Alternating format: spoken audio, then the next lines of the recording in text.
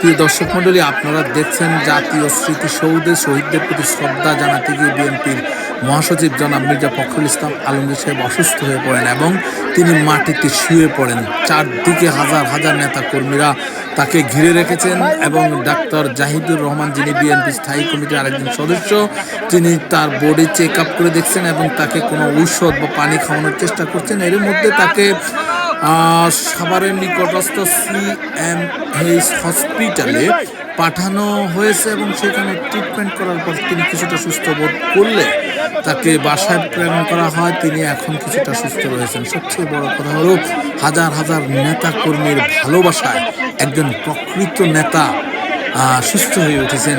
এটাই আসলে বড় কথা। তিনি আসলেই একজন জনগণের নেতা, হাজার হাজার লাখো লাখো মানুষের নেতা। এবং এখানে